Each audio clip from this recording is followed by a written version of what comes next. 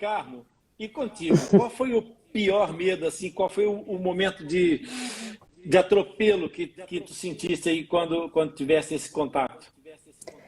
Eu vou ser sincera, o meu maior medo, ainda hoje, é o meu maior medo, é o preconceito. Isso é que é o meu maior medo.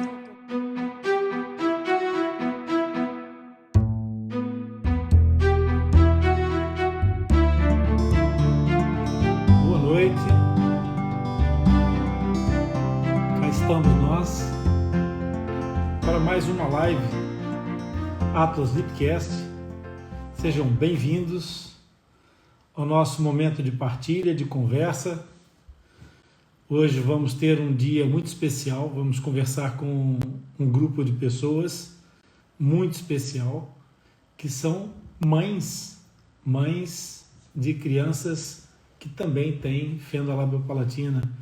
Tem hoje convidadas muito especiais.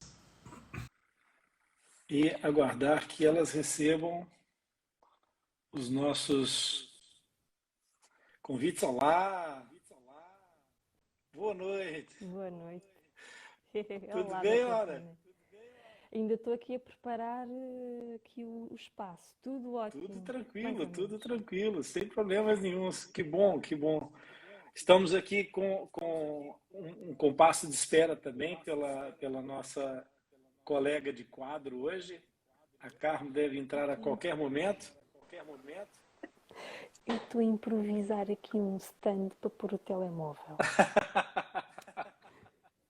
Tranquilo, sem problema nenhum. Enquanto isso, eu vou falar aqui com as pessoas que chegaram e que depois vão assistir as nossas conversas. Nós estamos em mais um Segunda 9h30.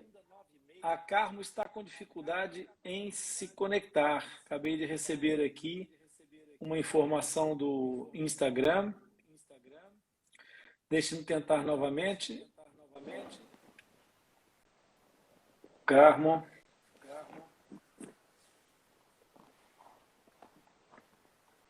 O convite já foi enviado.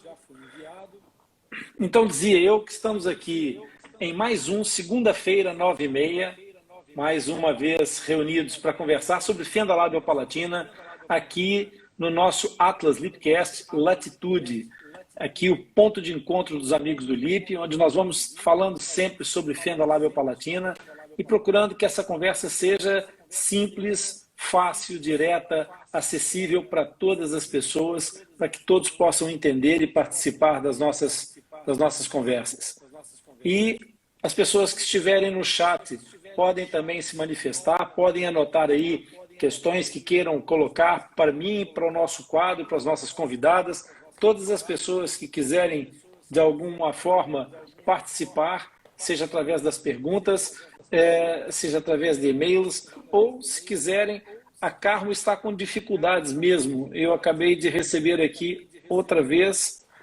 Carmo, deixa-me sugerir que reinicie o telefone, porque as chamadas, o seu convite não está conseguindo entrar.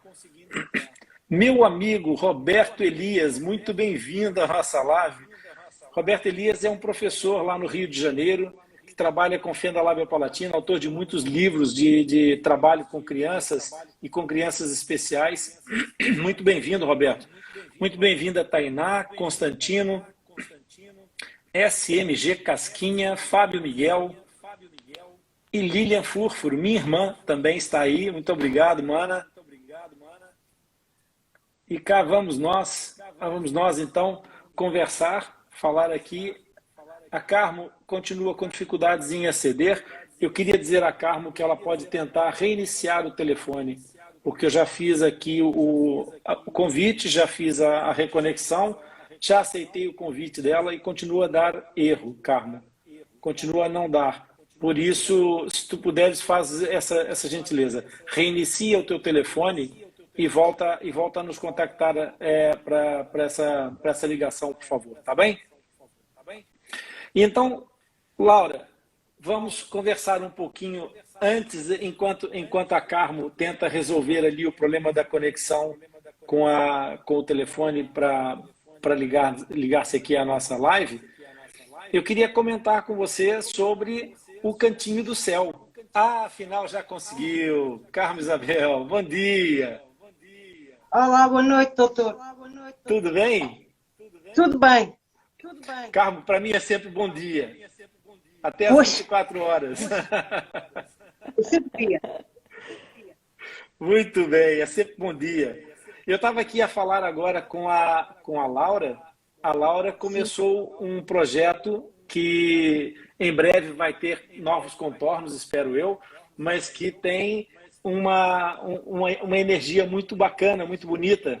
E eu queria que você falasse um pouquinho para as pessoas, Laura, sobre o Cantinho do Céu.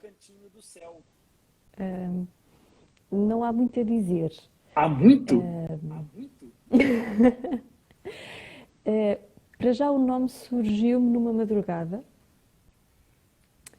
daquelas madrugadas eternas que nunca mais acabam, e eu já estava aqui a fermentar a ideia do podcast, e que raio de nome é que eu havia de arranjar? Tinha que ser assim alguma coisa que ficasse no ouvido, que fosse carinhoso, que fosse que quem nunca ouvisse falar sentisse, deve ser um sítio bom. E então, céu da boca, e o cantinho, a gente sabe que os cantinhos é onde a gente gosta de estar aninhado, aconchegado, e pronto, e dá aquele tom de proximidade. E porquê isto tudo? E porquê o Cantinho do Céu? Eu fui mãe há cerca de um ano, do Rafael. O Rafael foi diagnosticado à nascença fenda palatina. A gente já vai falar sobre isso. Sim, não vou desenvolver esta parte. Não vou desenvolver. Temos muitos episódios para desenvolver esta parte. E então, às páginas tantas, decidi ir à procura de informação, de qualquer coisa. E encontrei muita coisa que não informava nada e só assustava. Então a Laura decidiu fazer um ouvi. podcast. O Cantinho do Céu é um podcast. É um podcast, Muito graças bem. a si. Pois eu estava exatamente a introduzir isso para as pessoas que estão a ouvir essa gravação ou essa live, exatamente para saberem o que é que se trata o Cantinho do Céu. O Cantinho do Céu, pessoal, é um podcast que a Laura está fazendo e que foi inspirado pelo Rafael e, segundo as palavras gentis da Laura, também com algum pozinho do tio Rony. Laura, antes da gente continuar a conversar, a Carmo desconectou-se novamente. Apareceu. Eu vou fazer aqui uma coisa de improviso, não vou anunciar que é para não constranger as pessoas, mas vou fazer aqui um convite para ver se sabe aquela cena que a gente diz aqui em Portugal, vou atirar o barro à parede a ver se cola? Apareceu. Vou convidar aqui uma pessoa que não estava prevista, só para dar um olá, só para a gente poder aproveitar essa presença, que eu já não vejo esta pessoa há algum tempo e tem saudades de dar um olá. E é uma pessoa muito válida que também esteve presente em um primeiro movimento que eu participei, que promovi já há muitos anos, no começo do processo da gente criar aqui um movimento de apoio e de tratamento de fenda labiopalatina cá em Portugal. Se colar, muito bem, se não colar, a gente vai seguir em frente.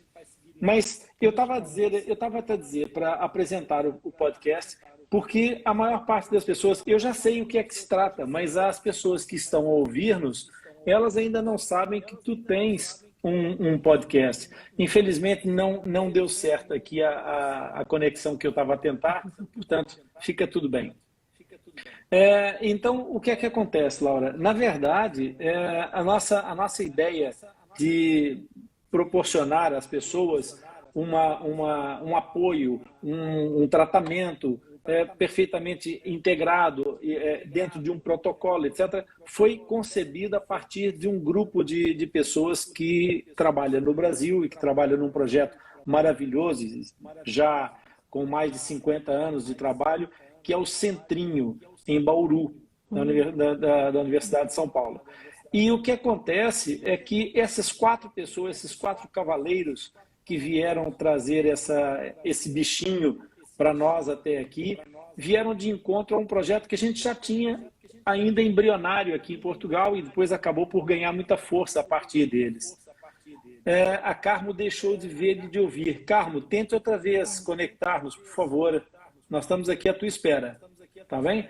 Muito bem. Entretanto, deixa-me cumprimentar aqui. Chegou, entretanto, depois o Samuel da Silva Santos. Chegou também a Débora Leandro. Meu companheiro. Chegou o Lipe, que eu já tinha falado. MMF, JF 84. Margarida Lopes, Raquel Balbino, isso. E NTA Convite. Sejam todos bem-vindos e a gente está conversando aqui sobre o Cantinho do Céu, sobre um podcast que a Laura criou.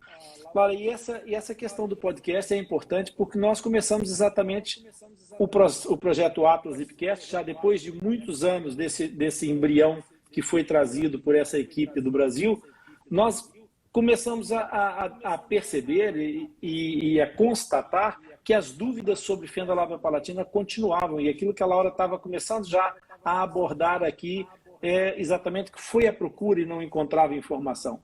E foi isso que fez nos fazer o podcast. E essa sua ideia de fazer um podcast, de partilhar a sua experiência como mãe, ela vem muito de encontro a esse projeto, que é exatamente tentar fazer com que mais pessoas falem sobre o assunto. Isso é muito importante, falar sobre o assunto. E daí toda essa questão de nós querermos que as pessoas partilhem, que as pessoas venham encontrar-se conosco. Carmo, muito obrigado por aparecer aqui para conversar conosco e trocar as experiências. Nós estávamos a falar aqui. Laura e Carmo, já agradeci. Quero começar por dizer que as pessoas têm agora uma oportunidade fantástica e vão ter uma oportunidade ainda mais interessante quando chegar a nossa outra convidada, que vai chegar um pouquinho mais tarde, porque está a trabalhar. Mas vai chegar aqui, vai se juntar aqui ao grupo. Uma oportunidade fantástica porque nós vamos falar com duas mães de fissurados com fissuras diferentes e com condições diferentes. A Carmo tem um filho com uma fissura transforamen, uma fissura que apanha o lábio e o céu da boca, e a Laura tem um filho que tem uma fissura apenas pós-foramen, ou seja, só no céu da boca, nesse caso, mas que, no caso do Rafael, traz associado também uma alteração cromossômica. Então, eu queria que vocês falassem um pouquinho pela visão, pelos olhos da mãe, não pelas palavras de um médico, mas pelos olhos da mãe, que vocês descrevessem para as outras mães que nos ouvem o que é esses nomes feios que eu falei, transforamen, pós-foramen. Traduzam isso em linguagem de mães para as pessoas que nos ouvem. Comecem uma e depois a outra para o nosso público poder entender do que é que eu estava a falar.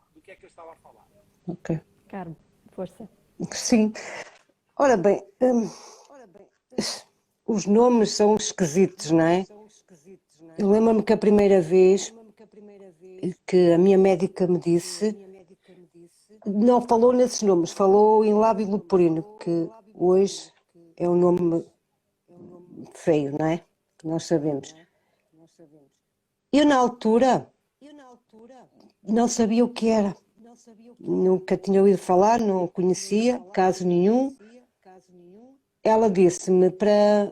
Ela só me disse assim, uma aberturazinha no lábio e isto é quando nascer, fecha e está resolvido e pronto. Vai à internet e ver mais ou menos as coisas. Eu peguei no computador, fui para a biblioteca, sentei-me e abri os sites que havia. Havia pouca coisa, muito pouco. As imagens chocam um bocadinho, não é? Mas eu fiquei assustada porque não tinha informação de nada. Era praticamente a mesma coisa que a médica tinha-me dito. Eu fui pesquisando, apareceu-me um blog de um pai a falar do filho que também tinha, e que estava a ser acompanhado no Porto, com uma equipa do Porto, a falar muito bem dessa equipa, e eu lá continuei a minha vidinha, pronto. O João, eu fui ter o João à Póvoa de Varzim, onde tive a irmã mais velha. E a médica também não estava muito por dentro do assunto.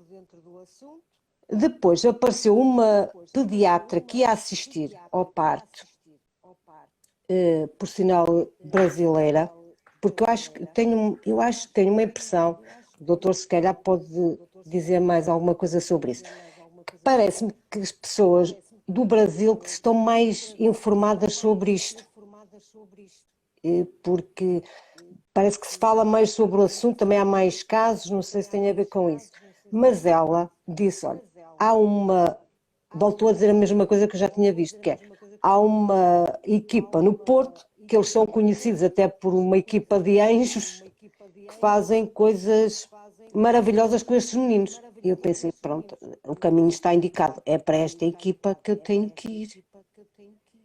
E fui. E somos recebidos de braços abertos e depois sentimos acolhidos. Mas depois eu tinha que vir para os Açores com o João, que tinha 1 mês. E os Açores é no meio do oceano, não é? É uma ilha, era a terceira, uma ilha no meio do oceano, e eu pensei, agora o que é que eu vou fazer? Essa pediatra diz, eu tenho uma colega na Ilha Terceira, que estudou comigo no Brasil, e que também é um anjo que te vai ajudar. E realmente esta pediatra, que ainda acompanha o João aqui, estava muito bem informada, porque ela própria questionou logo, o João já fez os testes dos ouvidos para ver, porque há esta tendência destes meninos ter acumulação do líquido, e eu senti-me acompanhada. Ela indica uma terapeuta da fala e tudo foi encaminhando e eu comecei-me a sentir mais segura. Mas é esta coisa da informação, a falta de informação, que os pais vão à internet e que não têm essa informação e depois ficam muito assustados. Carmo, Isso é... mas a fenda do João, como é que você descreve a fenda do João para as pessoas entenderem? Com as suas palavras, sem preocupação com conversa de médico. Imagina que tu quer dizer a alguém, imagina que tu estás a falar ao telefone com uma prima que tu já não encontras há 20 anos. E tu queres explicar a ela que está lá no Canadá, que o João nasceu com uma fenda. O que é que tu lhe vais dizer? Como é que tu vais explicar o que é que o João tem? Eu vou explicar que tem o lábio aberto e tem o céu da boca aberto. Uhum. Pronto. É exatamente isso que as mães que estão aqui precisam entender. A conversa dos médicos e os nomes técnicos, vocês vão acabar por apreender, vão entender, vão começar a familiarizar-se com isso. Sim. Agora, não precisa desesperar, porque esse é um processo que acontece naturalmente. Então, é muito importante vocês perceberem que, mesmo depois de alguns anos já de experiência, a Carmo já tem muita experiência, ela traduz isso de uma maneira muito simples e muito fácil. A criança, o filho, o Joãozinho, nasceu com o lábio aberto e o céu da boca aberta. É isso, para que as pessoas entendam da forma mais simples possível. Laura, e contigo? Como é que tu descreves a situação do Rafael para as outras mães? Tem duas formas. Quando eu digo, a primeira que eu digo logo é, tem o céu da boca aberto. E mesmo assim a pessoa não fica a perceber bem, mas como assim aberto? Nós somos de Alcobaça, e Alcobaça tem um mosteiro. Então eu explico. Estás a ver um mosteiro, estás lá dentro, olhas para cima e vês tudo até à abóbada. Pronto, é isso. E depois explico. Pronto, por cima da boca está o septo nasal, portanto, tem a fenda, tem a abertura. E pronto, qualquer coisa que aconteça sai pelo nariz. Exatamente. Depois faz muita confusão. E, entretanto, vocês tiveram também uma notícia recentemente, não é? Você quer falar sobre isso? Ainda não, Não. porque Ok. ainda não tenho muita informação, ainda estou a explorar Ok. este novo caminho Vamos avançar, sem do problema nenhum. síndrome. Sim, Sem sim, problema nenhum. sim, Eu ainda queria que é vocês. muito recente, sim. Ok. Eu queria que vocês partilhassem com as mães é, o primeiro momento, aquele momento de encontro com a realidade concreta, não é? Aquele momento em que a fenda é uma realidade. Está aqui o meu filho e está aqui com uma fenda. Eu queria que vocês me descrevessem, se conseguirem se lembrar, eu acho que quase certeza que conseguem, como é que foi o primeiro dia desse momento, esse encontro, desse primeiro encontro, não com a informação, com o diagnóstico, eventualmente, mas com o fato em si. Como é que foi viver esse primeiro dia?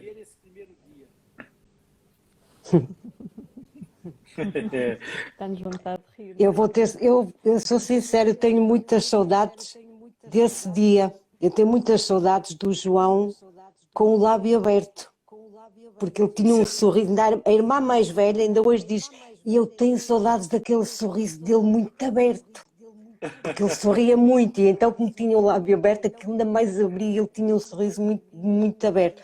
Eu quando ele nasceu, que eu ainda hoje sinto assim um bocadinho de tristeza, mas eu na altura não sabia, porque quando acontece o parto, porque eu era cesariana, mas estava acordada, e quando ele nasce, aliás, quando está a acontecer, os enfermeiros, aquela equipa toda, tudo muito a falar, a conversar, como se estivessem num café, mas quando há o momento dele sair, há um momento que se percebe que há muito silêncio, houve ali uma tensão muito grande. E levaram-no, eu não ouvi. Mas eu pensei, isto deve ser normal, porque eu tinha tido a mais velha com anestesia geral, portanto foi diferente. E depois eu ouço, de repente, eles quando o limpam, traz para o meu colo, e eu, claro, toda contente, e ouço alguém dizer, já não é preciso. E depois percebo que havia um psicólogo que estava perto e perceberam que não foi preciso o psicólogo intervir. Mas eu fiquei triste, porque depois a mais nova, quando nasce, passado 1 ano e meio, já não aconteceu. Ela nasceu e meteram-me logo ao colo. E eu penso nisso, é injusto, porque o João, não é? Quando nasceu, porquê é que não foi para o meu colo? Eu compreendo, eles devem ter pensado, vamos limpar, vamos pô-lo mais bonitinho, vamos vestir, que é para a mãe não entrar em choque. Mas eu não entrei. E é o que eu digo, eu tenho muitas saudades dele com esse sorriso, com essa abertura, não é? Porque para mim era o meu filho que ali estava. Para mim, eu na altura que a ecografia, quando a minha médica está a fazer ecografia, aquela ecografia de 3D, e eu estou com a irmã mais velha e percebo que aconteceu alguma coisa porque ela pede para a irmã mais velha sair e queria falar comigo a sós. Ela mostra a imagem, realmente vê-se já o lábiozinho aberto. E eu, na altura, se lembro que só lhe disse, mas ele está a sofrer, alguma coisa lá dentro que está... E ela disse, não, ele só tem o lábio aberto. Eu pensei, então, está tudo bem. Está a saber, está tudo bem. E depois, quando nascer, vai sofrer. E ela deu a tal coisa que foi, não, é só cozer e fica bem. Eu, pronto, então está tudo bem. Tem solução, está tudo bem. Mas eu sempre levei isto muito... Tudo bem. Não faço a parte da amamentação, não é? Porque ele não agarrava, eu fiquei ali um bocadinho mais triste. Mas depois as tetinas que eu tinha comprado, as tetinas XPTO, aquelas coisas todas muito... E depois de milhares delas, era a do Continente, que era as que se vendiam no Continente. Umas muito grandes, com aquela... Passa publicidade. Largas, pois, muito baratíssimas. E que ele mamava, aquilo, ele bebia leite, era uma coisa, uma maravilha. Portanto, eu nunca achei nada dramático. E sempre foi assim. Não.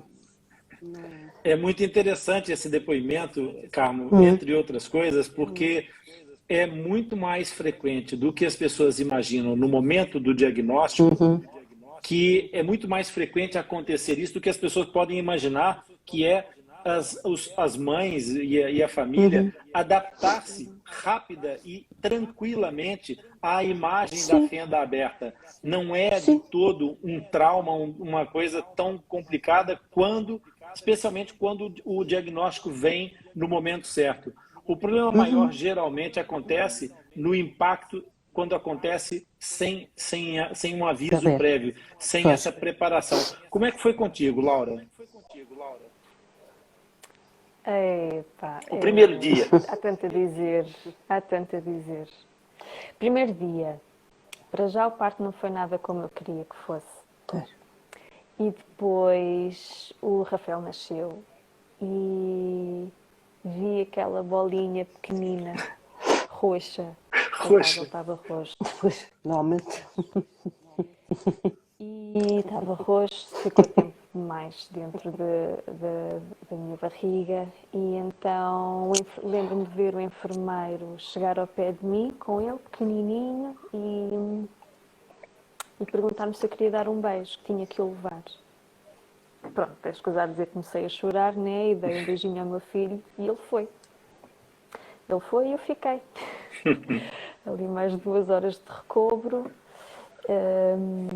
E depois fui para o internamento e de repente aparece o pai com o Rafael, o Samuel com o Rafael no carrinho, a enfermeira, o pediatra, a obstetra, mas não sei quem, só faltava a minha das limpezas e 4 pacientes, e assim, ela, se é assim, esta grande Que recepção de sucesso! boas-vindas. Pensei, foi o meu primeiro filho, deve ser sempre assim. E depois foi quando me deram a notícia que ele tinha fenda palatina e eu já sabia o que era. Claro que não sabia em pormenor, portanto não foi um choque de não saber, já sabia.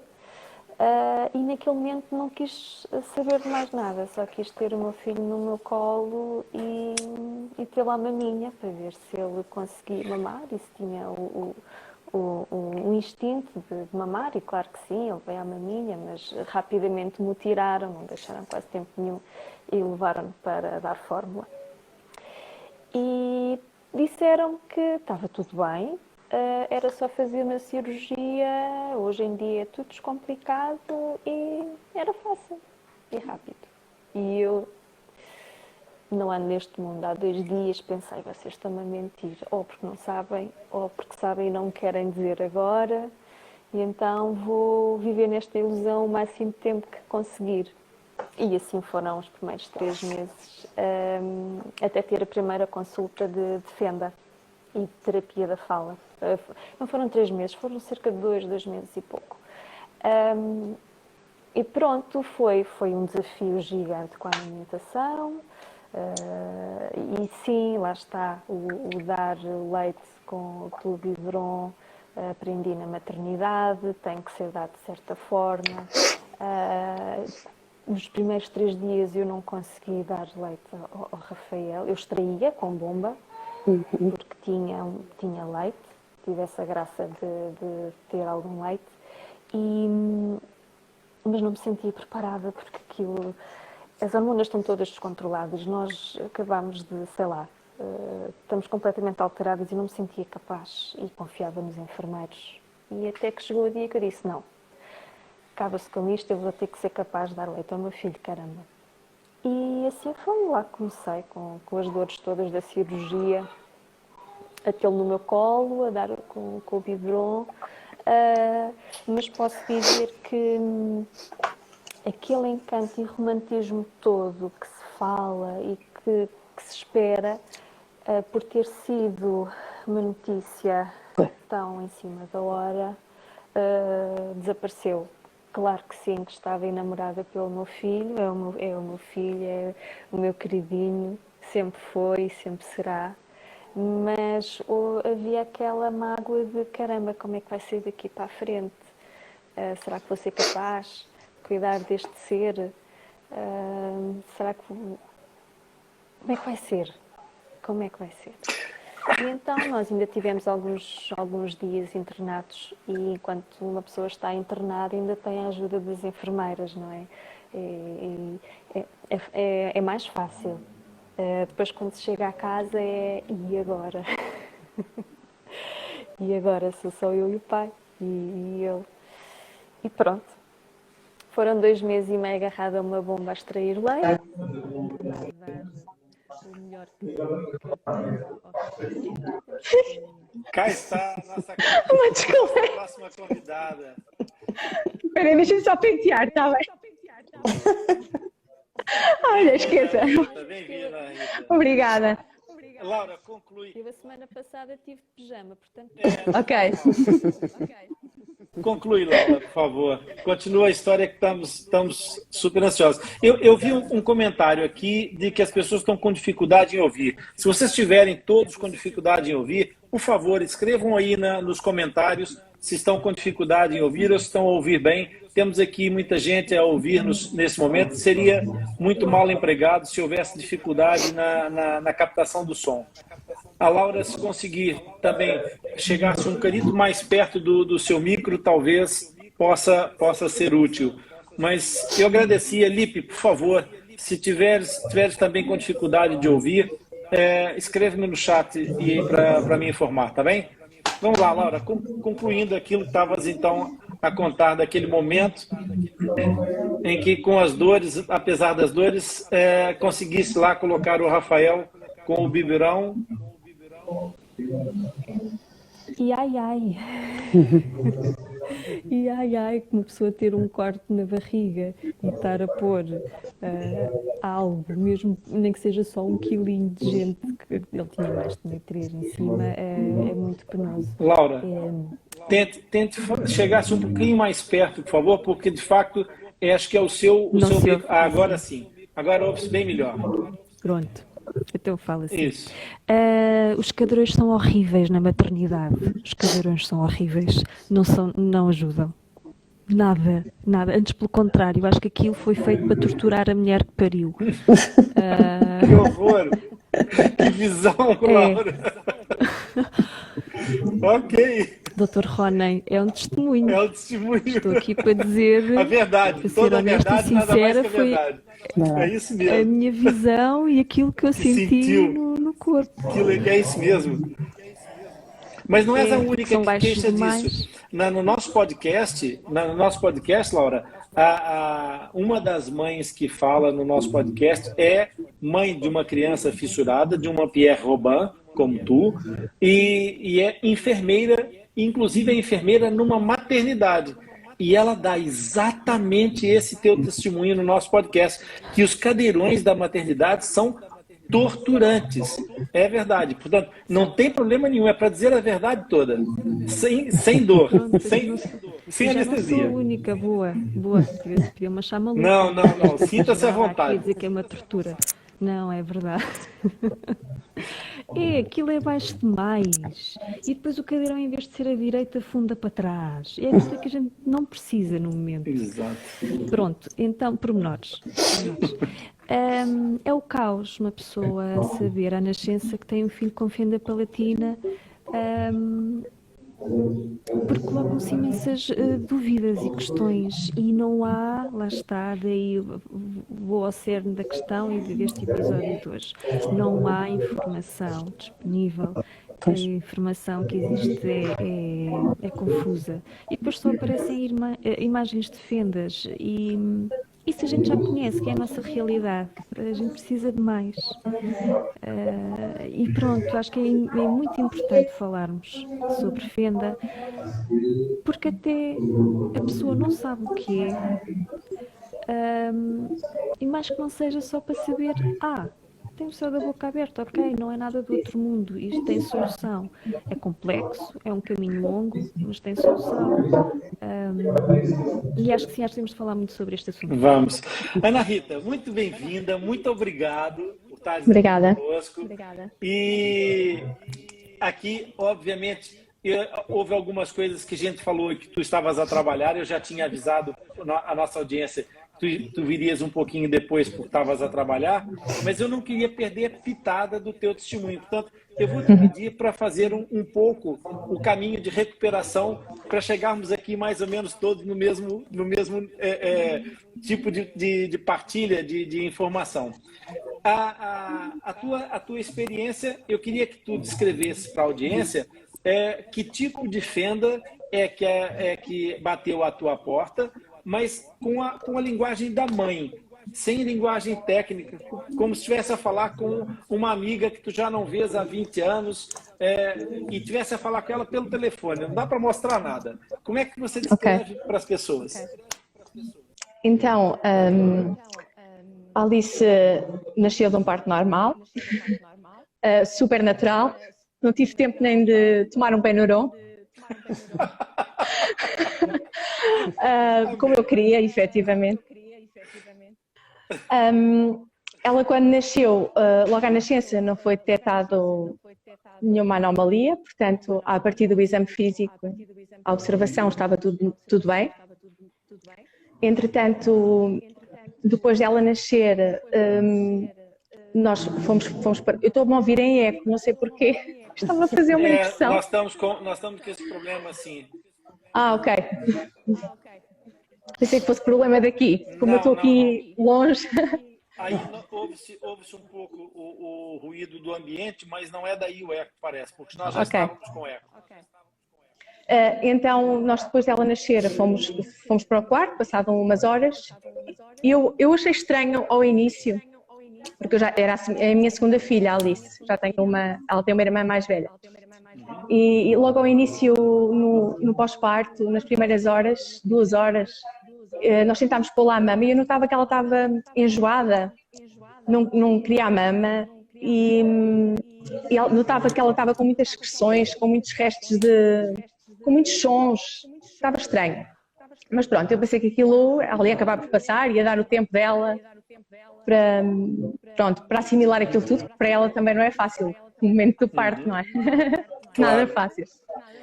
E então nós fomos para o quarto e durante a noite, ela nasceu ao final da noite, eram 11 e pouco da noite, nós já fomos de madrugada para o quarto, eu e o meu marido, que ele felizmente pôde estar comigo o tempo todo. E durante a noite eu colocava sempre à mama e eu notava que ela pegava na mama, fazia uma boa pega, que eu já tinha essa experiência da Juliana, da irmã. Mas notava que passado um bocado ela largava e só chorava. Entretanto, como era de noite e de madrugada, também não queria estar a incomodar as enfermeiras nem as pessoas que estavam lá à volta, não é? Então tentei aguentar aquela situação, não me apercebi logo que ela não estava a mamar bem. Só na 4ª ou 5ª tentativa é que eu efetivamente senti que ela não estava a mamar de forma eficaz. Depois eu disse isso à enfermeira que lá estava de turno e ela veio buscá-la para fazer uma lavagem nasal e levou-a ao pé de mim para fazer a lavagem, não me deixou estar presente. Depois, quando ela veio, entregou-me a Alice e disse que pronto, que agora já estava mais limpinha, foi o termo que ela utilizou, que já podia ver se ela mamava melhor.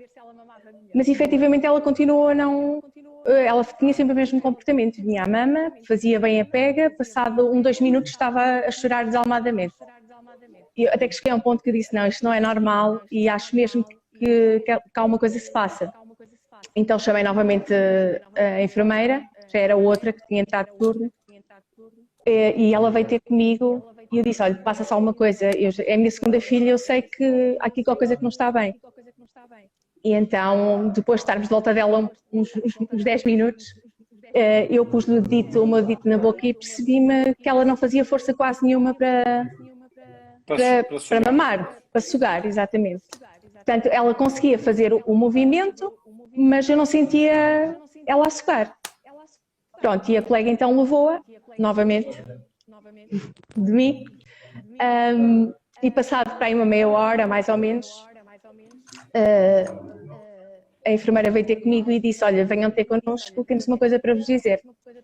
Naquele momento eu soube que se passava alguma coisa. Houve ali uma decalagezinha, aí de 4, 5 minutos que me pareceram uma eternidade.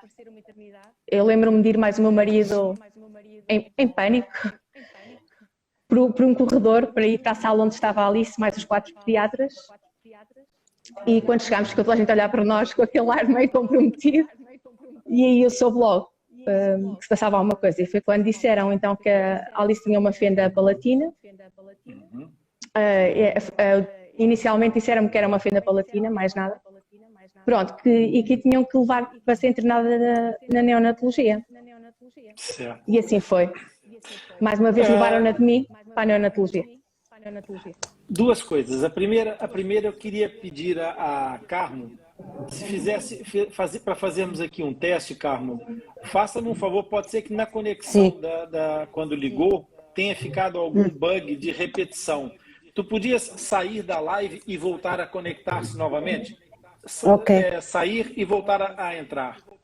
Ok. E a gente te espera por aqui. Enquanto isso, a Ana Rita vai me responder a segunda questão que eu fiz a vocês, que eu também quero saber aqui essa parte dela.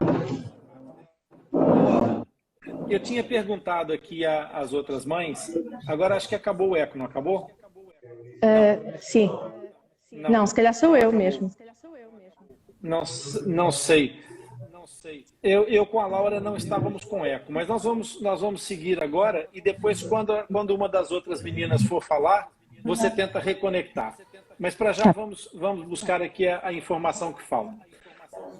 Ana, eu queria que tu tentasses recordar para as mães que estão aqui a ouvir, e já deixo aqui um pedido às mães que estejam aqui, mães de outras crianças com fenda palatina, com fenda labial palatina, as outras mães de fissurados que estejam nos a ouvir, que puderem, escrevam o vosso testemunho aí no chat, partilhem conosco também aquilo que as nossas heroínas aqui, as nossas guerreiras estão a fazer. Vocês também partilhem aqui no chat para a gente poder perceber como é que funciona essa experiência na vida de cada um de vocês. O que eu queria de ti, Ana, é que tu me desse a mim e às pessoas que nos estão a ouvir um breve resumo, assim, uma ideia de como é que foi o primeiro dia de facto. Todo esse momento, depois os sentimentos, o que é que tu sentiste, o que é que tu pensaste, como é que foi o teu primeiro dia com a fenda?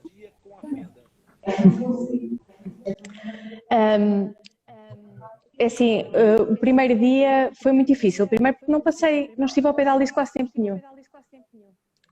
Aquilo que nós sentimos inicialmente foi quase como se o mundo tivesse desabado ali naquele momento, quando nos deram a notícia. E como se nos tivessem tirado do chão completamente.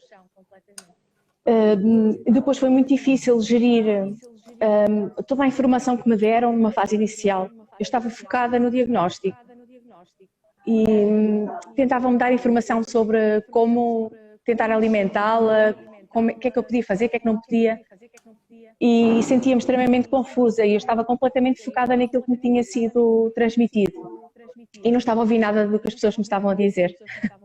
Não, ali durante 1 hora ou 2 ou 3 eu lembro-me perfeitamente de estar focada no diagnóstico e perguntar. A primeira pergunta que eu fiz foi porquê? Porque é que isto nos foi acontecer, não é? Eu acho que há aqui quase uma fase de luto inicial, não é? Porque eu tinha idealizado as coisas de uma maneira, ainda por cima num segundo filho, e efetivamente as coisas, de repente, nada do que eu idealizei aconteceu, ou foi da forma como eu idealizei. E esse processo de aceitação acaba por ser muito difícil. E eu tive a sorte de ter o meu marido, e eu acho que há uma coisa importante que não se tem falado, mas eu acho que é extremamente importante falarmos nisto, que é o que é ter um filho, ou uma filha neste caso, com fenda palatina em tempo de pandemia. Porque eu acho que isto dava outra live, suponho eu. Dá. Porque eu acho já que... fica agendada. Sim, porque eu acho que se descurou muita coisa e eu felizmente tive o meu marido comigo naquele tempo, quase só de corpo presente, efetivamente, porque depois estivemos separados fisicamente, quase. Porque ela foi para outro piso, para a neonatologia, e eu passei lá os meus dias. Mas efetivamente a pandemia serviu de justificação para muita coisa que, na minha opinião, não deveria servir, não é? E acho que veio ainda mais assentar a falta de humanização e de humanidade nos profissionais de saúde, e isso sentiu-se de uma forma inacreditável. E se não fosse o meu marido estar ali, naqueles primeiros 5 dias eu tinha-me sentido completamente sozinha. Já assim me senti um bocadinho, perdida, sozinha, abandonada, e as pessoas também, não havia muita falta de informação dos profissionais. Sabiam que era uma fenda, só depois é que veio o diagnóstico da sequência de Pierre-Robin, mas muito mais tarde, ao segundo dia, se não estou em erro. E havia uns diziam de uma forma, outros diziam que ia ser de uma forma, outros diziam de outra. Uma coisa era consenso, que ia ter que haver uma cirurgia. Pronto, mas de resto era tudo muito disparo, a mesma forma de alimentação, como é que eu deveria fazer, uns diziam de uma forma, outros diziam de outra, uns diziam para alimentar sentado, outros diziam para alimentar deitado, então foi uma confusão. Os meus primeiros dias, aquilo que eu senti foi uma confusão. Não... Eu quero partilhar aqui, Ana, sem cortar o teu raciocínio, mas que acho que vale a pena, porque dentro do repto que tu própria lançaste, a mãe do Martim, de 8 meses, que nasceu com fenda do palato, portanto, ela só soube no momento da aspiração, no dia em que nasceu. E que tentaram de tudo para ela conseguir amamentar, mas não conseguiram. E ele foi internado na neonatologia com 2 dias de vida. E ela se revê muito no testemunho da Ana Rita, portanto, a mãe da Alice. E ela diz aqui exatamente isso: o Martim nasceu em pleno Covid, por isso eu fiquei sozinha no pós-parto com meu filho internado. É uma experiência realmente que deve ser bastante mais complicada, sem dúvida nenhuma. E eu deixo já, desde logo, um convite a essa mãe do Martim e a Ana Rita, que entrem em contato comigo pelo e-mail, pelo atlaslipcast@atlaslipcast.com, e para a gente combinar uma live para falar sobre ser mãe em pleno Covid. Ou seja, não é ser mãe e passar pelo Covid, é ser mãe naquele momento. Eu acho que é uma experiência muito, muito especial, única realmente. Está aqui o Roberto, um grande amigo, parabéns. Diante da pandemia, qual a experiência? Exatamente, Roberto. A gente vai programar aqui, eu vou tentar contactar essas 2 mães e fazer esse link para a gente falar sobre isso. Nós estamos com muita interferência, Ana. Tu consegues encontrar com menos ruído? Eu vou tentar. Eu vou sair e volto a entrar. Tá bem. Eu acho que o problema não é do teu áudio, o problema é que está a entrar muito som externo de outras pessoas. Ok. Tu estás com fones de ouvido? Já não foi a tempo. Mas, de qualquer maneira, nós continuamos com eco. Então, é exatamente isso, que é uma experiência, sem dúvida nenhuma, muito especial, muito única, isso de ser mãe num período tão complicado. Lola Macedo, muito obrigado. De fato, estamos com muito ruído, estamos com eco, mas a informação é tão importante que a gente está tentando fazer a sequência do processo de continuar a nossa conversa, que eu acho que vale a pena todo o conteúdo que está saindo daqui. O Roberto Elias faz aqui uma pergunta: qual a experiência das mães diante da primeira consulta na odontologia? O Roberto Elias, ele é professor na Escola de Odontologia no Rio de Janeiro. Ele trabalha com crianças com malformações congênitas e é autor de livros, inclusive. Por isso a pergunta dele: qual a experiência das mães diante da primeira consulta na medicina dentária, para vocês entenderem. A gente já vai responder, deixem só responder aqui. A mãe do Martim diz que podemos contar com ela. Eu vou enviar e-mail, foi das piores experiências da minha vida. Uau, meu Deus. E de resto, estamos a receber mais pessoas. A live está a ser muito bem acolhida por toda a audiência. Roberto, vou tentar aqui que as nossas mães te respondam. Pergunta do nosso colega aqui, do meu colega brasileiro, que leciona lá na Universidade do Rio de Janeiro. Qual foi a experiência de vocês, mães, diante da primeira consulta na medicina dentária? Laura? Eu ainda não tive. Hã? Eu ainda não tive. Não tivesse consulta na medicina dentária? Então. Pelo SNS, não. Ah, não, é pelo SNS. Ele nem sequer conhece o SNS. O Roberto está no Brasil. Não, vamos partir para as questões mais práticas. qual foi a primeira, como é que é a pergunta? Qual foi a experiência de vocês, mães, na primeira consulta de medicina dentária? Acho que aqui nesse caso vocês três já tiveram consulta de medicina dentária de certeza absoluta. Ah, nossa! Sim, sim. Consulta com a experiência do filho fissurado, obviamente. Pois da minha parte é isso que eu estou a dizer, eu ainda não fui com o Rafael ao dentista. Não fosse com o Rafael dentista ainda? Ainda não, Ok, ainda não. E já tem dentes. ok. Muitos. Eles estão é tipo cogumelos, como a aparecer. Tu não tiveste uma consulta em Leiria? Ainda não. Ainda não? Tiveste consulta só online, então? Ah, ok. Então ainda não tiveste consulta. Ok. Ana Rita e Carmo. Eu já tive, sim. Eu não, Alice. Alice. Então, como é que foi a sua experiência? Foi bastante esclarecedora. Houve muita coisa que eu aprendi nessa consulta. Eu pensei que, efetivamente, que a consulta seria mais cedo. Eu lembro que a consulta foi perto da cirurgia, da primeira cirurgia da Alice. O que eu senti foi que houve muita informação que me foi dada nessa consulta que me tinha feito jeito uns meses antes. Exatamente.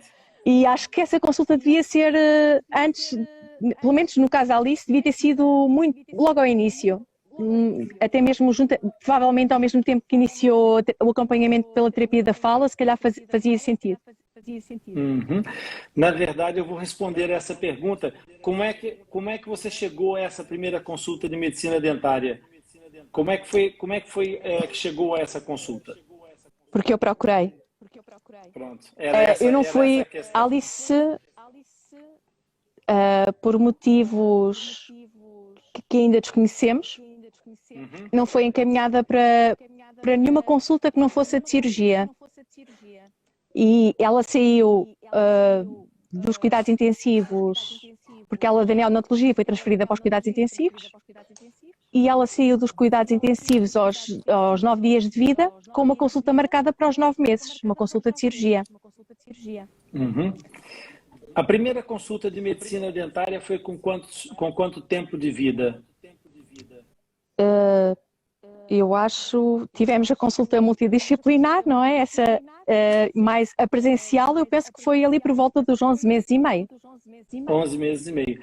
Portanto, até aí, a Alice estava a ser seguida antes por outra equipa, diferente da que segue a Alice agora. Mas, sim, pode-se dizer que sim. Ok. Então, a Alice foi por volta dos 11 meses. É que nós temos aqui uma mãe, a mãe do pequeno Henrique, que pergunta assim: a que idade devem ir? A mim disseram que a primeira consulta será por volta dos 3 anos. Eu já vou falar nisso, tá bem, mãe do Henrique? Coloque aí no chat o seu nome para eu falar consigo diretamente. Ó, Carmo, como é que foi a sua primeira experiência na consulta dentária? Pois eu agora ouvindo as histórias, eu sinto-me um bocadinho privilegiada, não é? Porque realmente eu tive essa sorte, parece que tudo foi encaminhando, porque essa clínica essa pediatra que indica é a equipa do Porto, portanto o João está lá no hospital, aqueles 3 dias normais da cesariana da mãe, e logo cheguei a casa passado uns dias, tive logo a consulta de grupo com a equipa, onde estava o Dr. Rony, e que eu ia com muita informação da internet, que o Dr. Rony disse logo errado, não é? Não ir à internet. E a partir daí eu fiquei muito descansada, porque ali foi tudo esclarecido, o que acontecia, o que é que ia acontecer. E depois, passados uns dias, já estava na clínica do Dr. Rony e a ter a consulta com o João, e como tem sido sempre. Portanto, acho que tem sido uma sorte, não é? Este caminho. Olha, a mãe do Martim, Carmo, diz que disseram a ela que a primeira consulta era quando mal nascesse o primeiro dente ou antes. Portanto, se nós entendermos que, em média, os primeiros dentes nascem por volta dos 6 meses, essa criança iria à consulta um pouco à volta dos 6 meses de vida. Eu ainda não respondi, mas já vou responder. A Lola Macedo diz que a minha filha tem 20 anos e a primeira consulta foi aos 2 anos e meio. Então, antes de seguirmos com essa questão, deixa-me colocar aqui, eu não consegui saber o nome da mãe do pequeno Henrique, mas vou responder aqui para a mãe do pequeno Henrique e para todas as mães que nos estiverem a ouvir. Pessoal, a primeira consulta de uma criança no dentista, com fenda ou sem fenda, independentemente daquilo que haja de diagnóstico ou não, a primeira consulta no dentista deve ser feita no 2º mês de gestação. Ah, sim, Carla, o Henrique é acompanhado em cirurgia, otorrino e terapia e irá para a parte dentária não por volta dos 3 anos. Bom, então, respondendo, Carla, a questão, por volta dos 3 anos. A primeira consulta deve ser feita, provavelmente, muito próxima do 2º mês de gestação, que é quando a mãe sabe que está grávida, quando a mãe fica sabendo que está grávida. Nessa altura, é quando ela deve levar o seu filho à primeira consulta de medicina dentária ou de odontologia, porque é exatamente nessa consulta pré-natal e transgestacional que o médico dentista poderá orientar muitas das questões que vão ser necessárias ter conhecimento e preparação ao longo da gravidez, ao longo dessa gestação. Porque a criança tem 3 estágios diferentes de intraútero, que são bem marcados. O primeiro trimestre, o 2º trimestre e o 3º trimestre têm funções diferentes na gestação. E o médico dentista, o odontólogo, o dentista, tem que orientar essa gestação. Quanto mais não seja, eu vou dar um exemplo muito rápido para vocês perceberem o seguinte. Entre outras coisas, é importante que o médico dentista faça a orientação da saúde oral dos pais dessa criança, para que ele verifique se os pais dessa criança têm saúde oral, porque o que vai acontecer certamente, em algum momento, essa criança vai ter uma sopinha à frente com um prato de sopa, e um dos pais vai pegar nessa sopinha, vai pegar numa colher para levar à boca do bebê e vai soprar essa colher de sopa. E nessa altura vai passar o seu ambiente oral para o seu filho que está começando a criar a sua microbiota. Por isso, é muito importante o começo das coisas ser feito. Não sendo cumprido esse processo, quando é que se deve levar a criança ao dentista? Assim que sabe que já vai atrasado. Portanto, seja quando for, o melhor momento é no 2º mês de gestação. O 2º melhor momento é assim que puderem levar a criança. Idealmente, dentro do protocolo de acompanhamento, a criança, quando sai da maternidade, como referiu a Carmen muito bem, sai da maternidade e vai ao pediatra e ao médico dentista para fazer o acompanhamento pós-natal e fazer as indicações pós-natal. O caso da Laura, a Laura já fez uma consulta online com a multidisciplinar, com a equipe, e agora está no compasso de espera para ter uma consulta de medicina dentária presencial, em que o Rafael será apresentado a realidade da medicina dentária de um acompanhamento mais frequente e regular. No caso da Ana Rita, o que acontece com a Alice é que a Alice inicialmente estava a ser acompanhada com uma equipe que não integrou muito bem todo o processo do protocolo, e a Alice já veio parar a nossa equipe numa consulta multidisciplinar também, mas, entretanto, já teve a primeira consulta e um pouco para além do tempo que seria desejável, mas ela veio no 2º melhor momento. Não veio no primeiro, veio no 2º. E o melhor momento é quando a gente começa a resolver os problemas.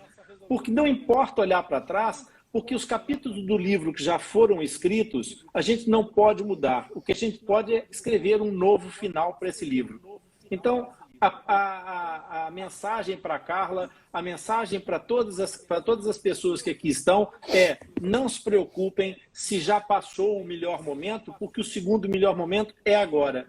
Vocês que estão aqui, que estão a ouvir essa informação, o que vão fazer é tratar de providenciar uma consulta para os vossos filhos, se eles ainda não foram vistos pelo médico dentista que possa fazer, então, esse acompanhamento e essa orientação dos fatores necessários para essa parte.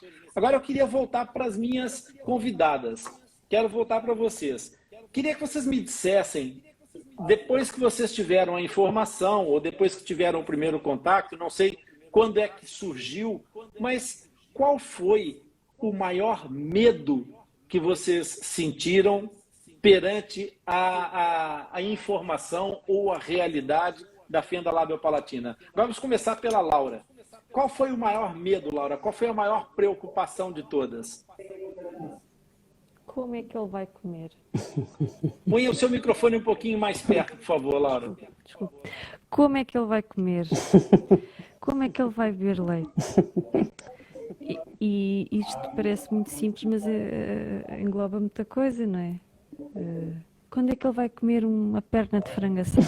Quando é que ele vai comer um pedaço de pão com manteiga? Tão bom. Isso. Não é? Coisas tão simples. Exatamente. E eu ainda não sei quando é que vai ser. Mas pronto, há de vir o dia. Vai ser mais cedo do que tu imaginas. Deus queira. Vai ser. Deus queira. Pronto, porque neste momento ainda estamos com com as sopinhas passadas e pronto. E já está muito melhor agora do que no início, na introdução de alimentar. Também, o Rafael está com 13 meses, portanto já temos alguns meses de treino. E a brotar os e dentes. interregno.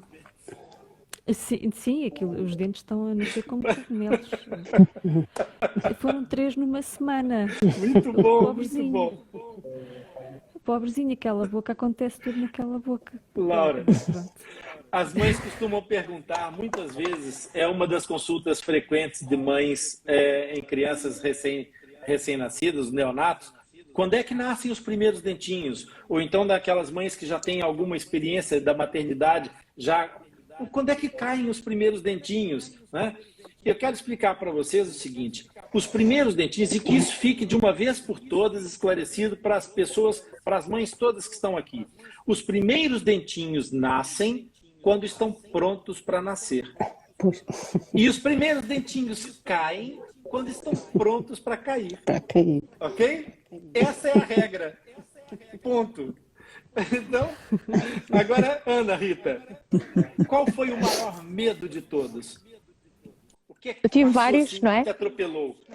Mas o maior medo, acho que foi quando é que ela ia retirar o esparguete.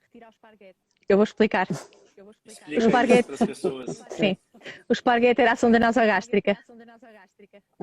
Era Sonda nasogástrica é aquele tubo um espaguetezinho que vai do nariz até ao estômago.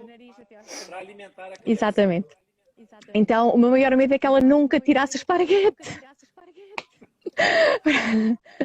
O aspecto da sonda é um esparguete, não é? Ainda por cima dos bebés, aquilo é tão fininho, parece um esparguete. E nós estávamos fartinhos de esparguete. E realmente o maior medo foi esse. Eu só queria que ela pudesse iniciar uma alimentação normal, pela boca, como qualquer criança, como qualquer recém-nascido. Exatamente. Tive outros, mas este foi assim o primeiro e o maior deles todos. Esse foi o primeiro e o maior deles todos.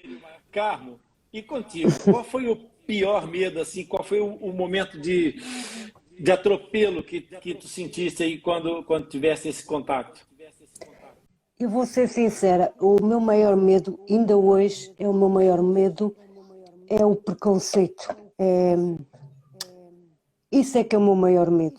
Porque eu, por exemplo, quando estava na clínica, tive algum medo da parte do engasgar-se.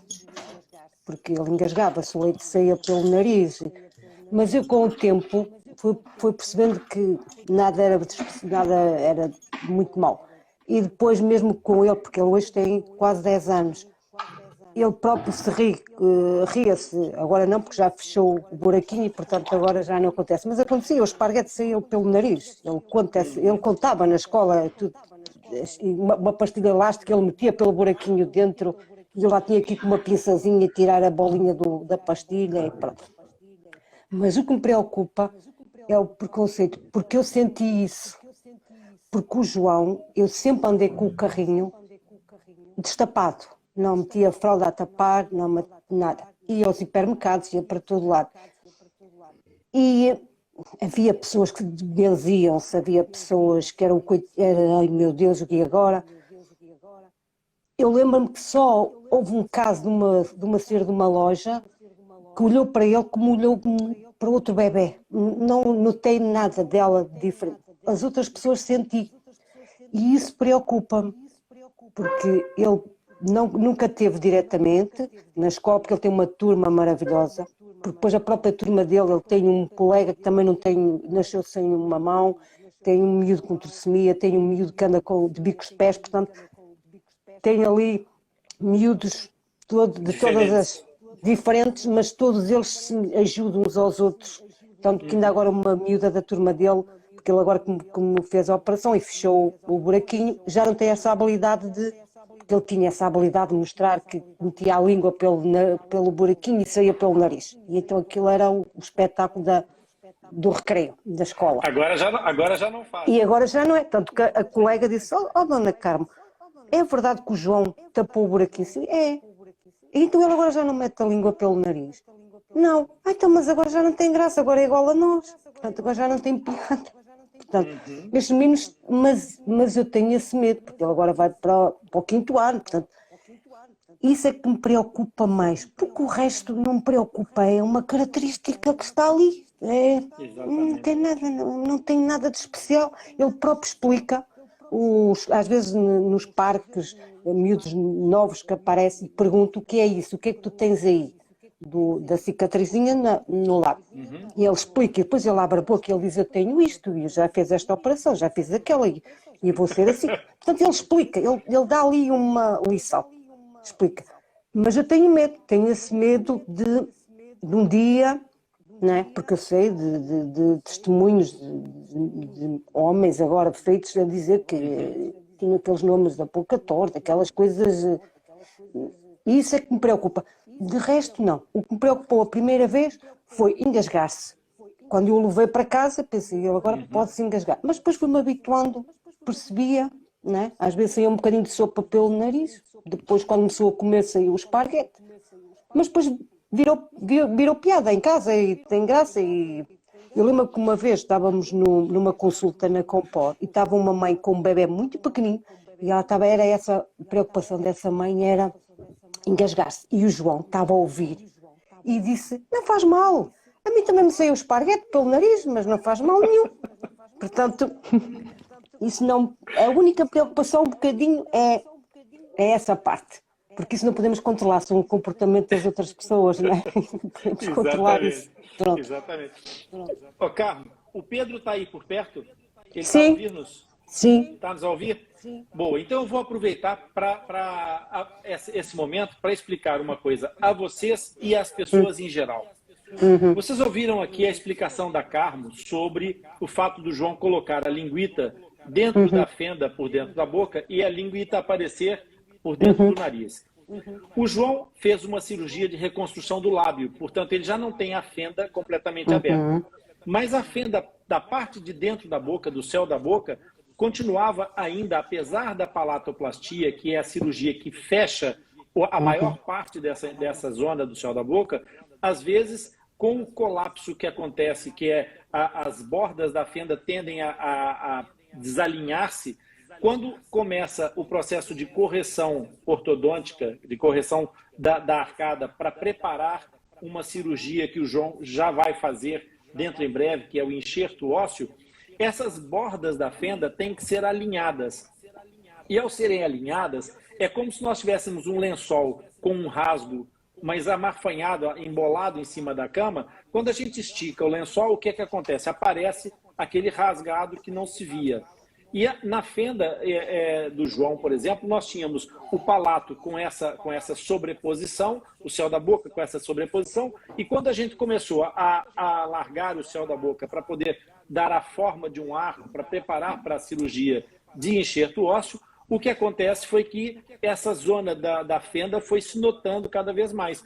E o João, como já tinha essa fenda muito ampla, ficou com um espaço bastante importante o suficiente para ele conseguir colocar a língua, imaginem, dentro dessa fenda até a zona do nariz. Então o João teve que fazer uma cirurgia pré-enxerto ósseo, porque o enxerto ósseo o que é que faz? Ele reconstitui a arcada dentária, ele cria uma parede de osso onde vai nascer depois o canino permanente, porque não há osso naquela zona, por isso é que é uma fenda. No caso do João, como ele tinha um espaço muito grande, nós não tínhamos gengiva, tecido gengival suficiente para fechar o espaço todo, garantindo a estanquicidade, garantindo que não entrasse saliva nem nenhuma microbiota nessa zona do enxerto, fazendo então com que... Opa, a Laura caiu, mas tem de sair. Um beijo e até a próxima. O Rafael está a precisar dela. Laura, muito obrigado por estar aqui e corra tudo bem aí, que não seja nada de importante. Depois dá-nos uma notícia sobre o Rafael. Então, Beijinho. o que acontece... Um beijinho grande, exatamente. Então, o que acontece é que nós, cirurgicamente, tivemos que fazer um passo, um primeiro degrau cirúrgico para o João, que foi criar esse tecido mole, fazer o aumento desse tecido mole, dessa gengiva, para fechar então a fenda, fechar aquele espaço aberto, para num segundo passo cirúrgico poder então colocar o osso dentro desse leito, desse bercinho que foi criado de gengiva, tanto da parte nasal quanto da parte oral. Então é nesse intervalo agora, que foi construído na primeira cirurgia, que vai ser colocado o enxerto ósseo. Compreendeste, Carmo? Sim, sim. Sim, O Pedro quer fazer alguma pergunta? Entendeu o que eu expliquei? sim, mas eu já lhe tinha explicado mais com calma e ele já tinha entendido, sim. Ok, pronto. Acho Era importante. que foram. Acho que caíram também. Entretanto, agora, eu queria contigo, Ana, perguntar o seguinte. No seu caso, não, eles não estão aqui. A preocupação da Carmo é bastante pertinente, de fato, e foi uma das coisas que eu já falei várias vezes nas nossas lives, exatamente esse momento de abordagem de terceiros.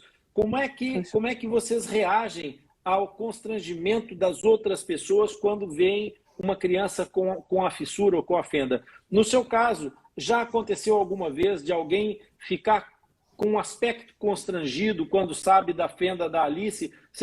Como é que você gere essa situação quando alguém que não compreende ou que nunca viu encontra a situação? Embora no caso da Alice seja mais difícil, porque não é visível, é só no céu da boca. Mas, eventualmente, pela fala, eventualmente por alguma outra situação, como é que você lida com isso? Como é que é a sua atitude perante essa situação?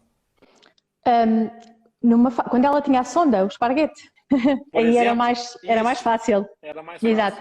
É assim, efetivamente... Ai, meu Deus, que eu ia cair. Efetivamente, eu notei... Quando ela nasceu, portanto, foi em pleno verão, eu fiz questão de passear muito com ela na rua, fiz questão de ir com ela à praia, apesar da sonda, e as pessoas olhavam, claro. Acho que é inevitável, não é? A diferença, tudo que foge um bocadinho ao conceito normal, e ponho aqui entre aspas, porque eu não sei se existe bem um conceito normal, não é? Pois, essa é a grande questão. É outra, exato.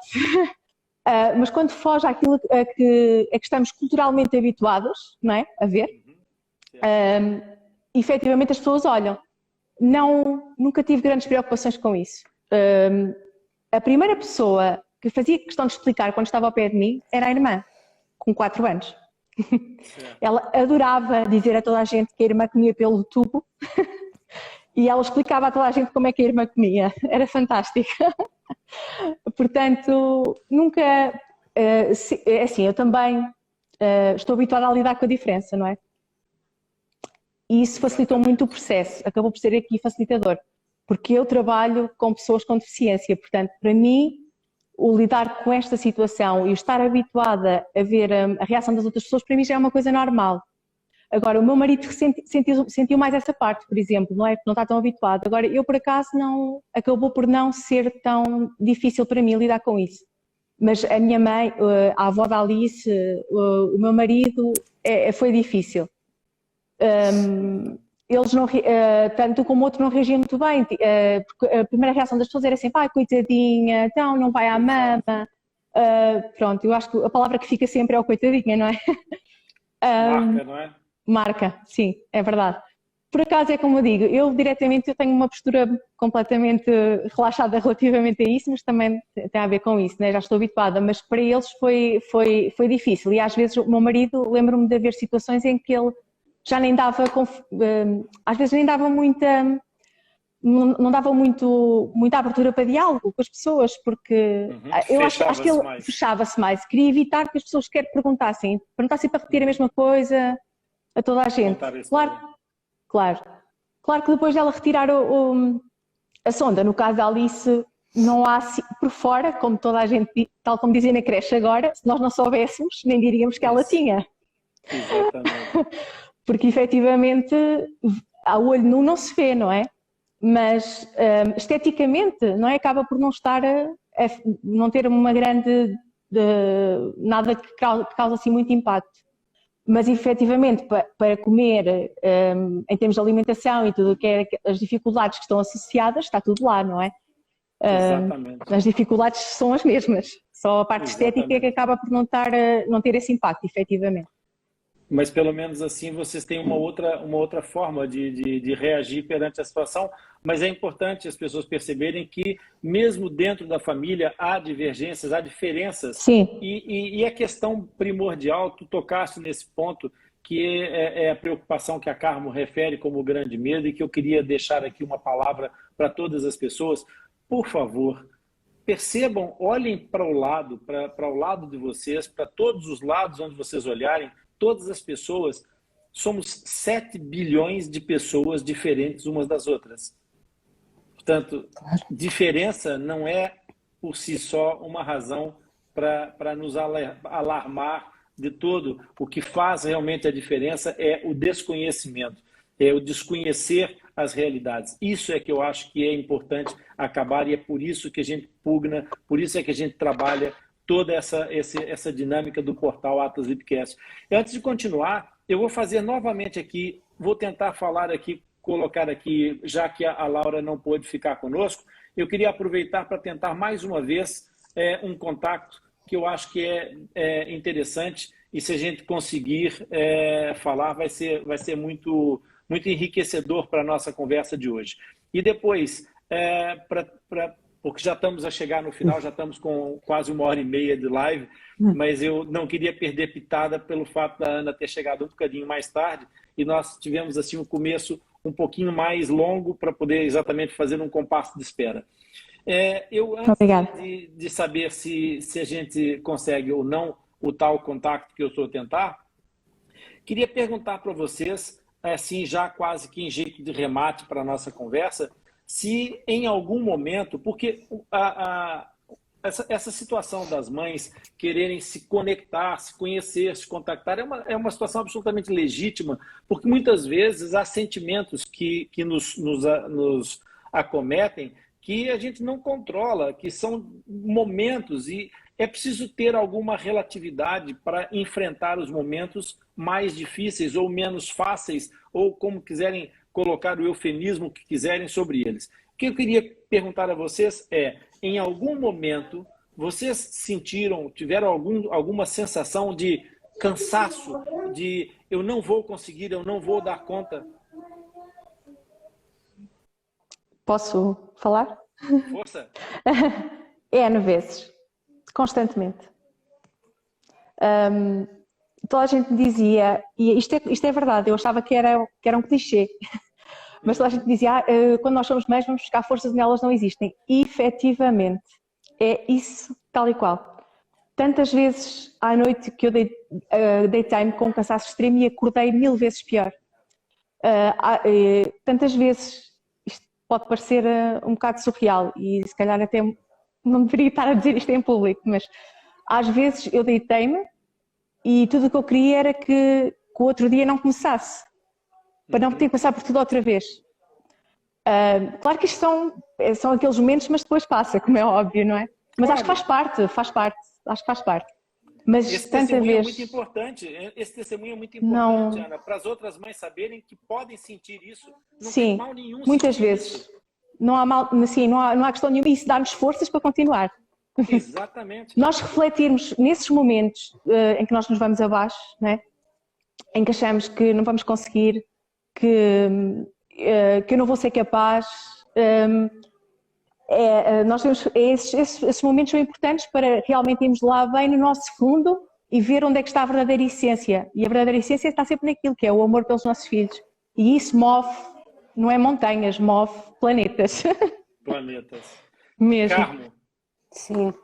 então, e Eu, contigo? para, sim, eu aquela coisa de desistir, de cansada, nunca senti, porque eu tive sempre esta equipa que acompanhou e acompanha, não é? O João desde pequenino, que eu nunca me senti sozinha.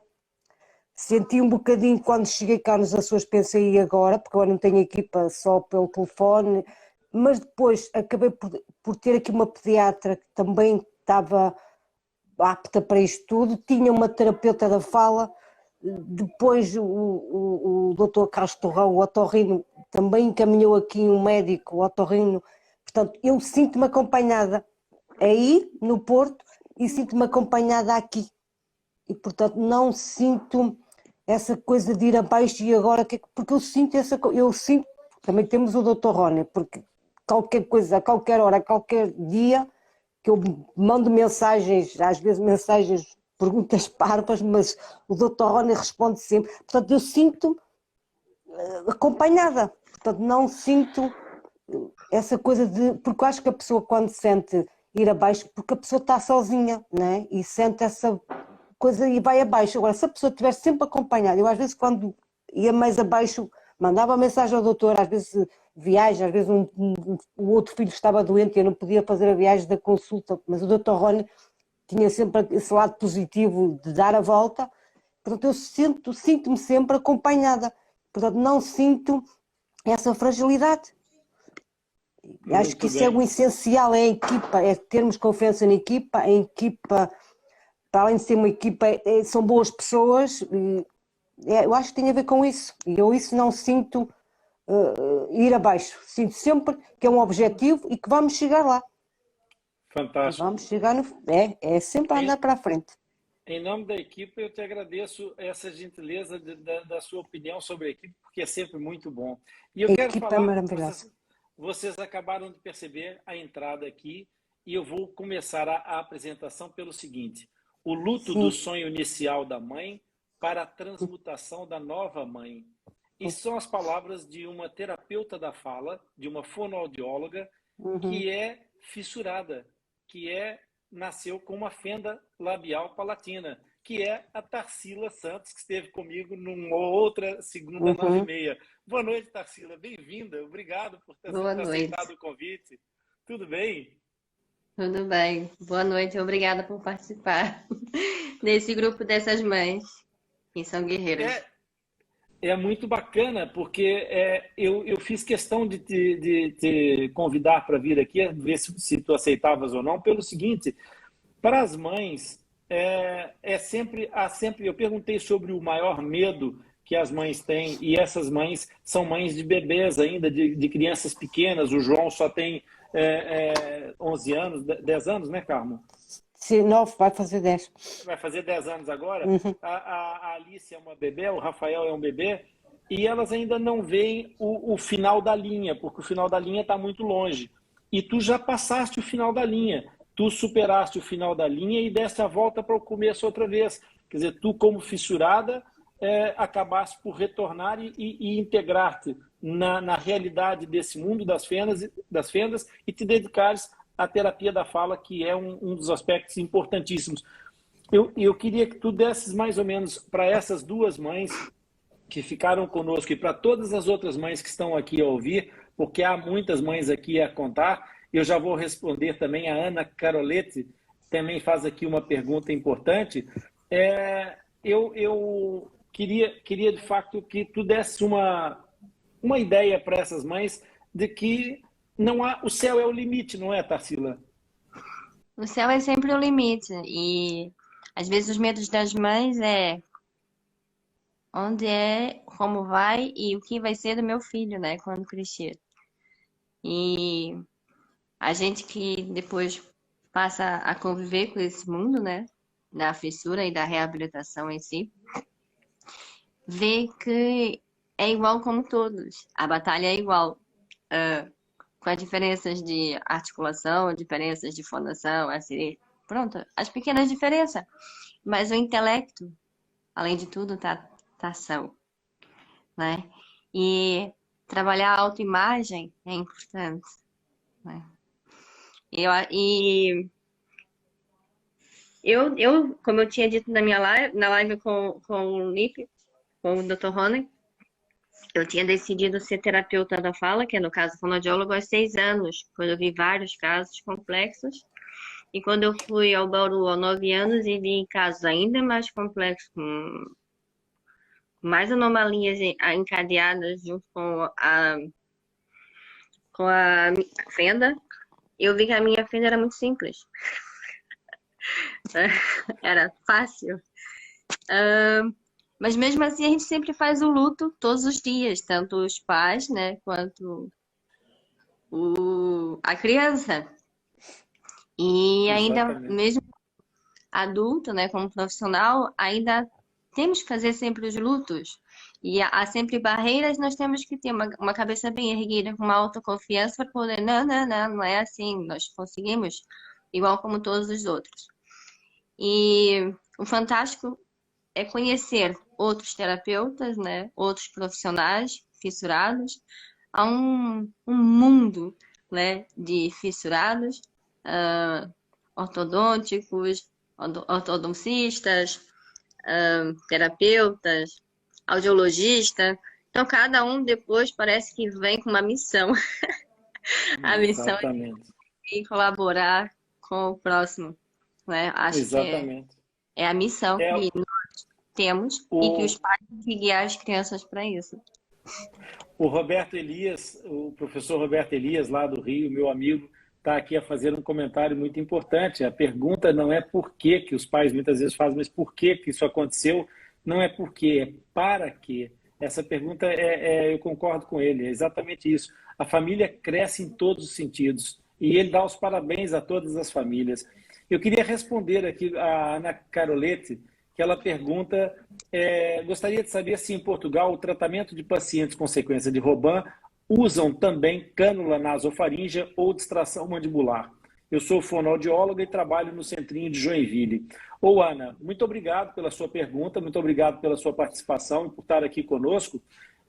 Nós, em Portugal, eu acho que eu não posso falar por Portugal, posso falar pela equipe do Atlas Lipcast. Nós analisamos as coisas, obviamente, de forma individual, porque 2 crianças com sequência de Robin não têm o mesmo grau de afetação, não têm o mesmo tipo de características, as situações podem não ser, não ter o mesmo nível, por exemplo, de glossoptose ou de engasgamentos. Há uma série de coisas que são muito variadas. Portanto, o uso da cânula pode ser muito bem-vinda. E eu te convido a assistir um vídeo que está no meu canal do YouTube, tá? Rony Furfuro, Coração Fissurado. Está lá um vídeo que eu falo sobre isso, sobre a utilização da cânula nasofaríngea, porque ela, inclusive, estimula o reposicionamento da língua em muitas situações, o que ajuda a travar um pouco aquele reflexo da glossoptose. E glossoptose para as outras mães, porque a Ana, eu estou falando assim mais para a Ana, porque ela é terapeuta da fala e ela sabe, glossoptose é quando a língua vai muito para trás, os pais referem isso como engolir a língua, né? A língua vai muito para trás e provoca um bloqueio respiratório na criança. Portanto, a cânula nasofaríngea pode ser bem-vinda, sim, nos casos em que isso é importante. E a distração mandibular, nós usamos com muito critério também, ela é bem-vinda nas crianças de Robin muito severas, tá? Mas há muitas crianças de Robin, Ana, que conseguem recuperar pelo estímulo de crescimento, em que nós conseguimos fomentar adequadamente todo o processo de estímulo miofuncional para o desenvolvimento dessa mandíbula. seja pela amamentação, seja por outras técnicas de terapia que vocês conhecem perfeitamente bem, seja pela utilização depois de um tipo de ortodontia que nós fazemos, um tipo de aparelho que nós utilizamos aqui, que desbloqueia bastante a ação e estimula a ação da mandíbula, que é o aparelho do tipo SEVLA, é um Side Expanded Variable Lateral Angulation. Esse aparelho foi desenvolvido aqui na equipe e tem tido resultados absolutamente fantásticos. Eu também te convido a procurar no meu canal do YouTube algumas coisas que estão lá sobre isso.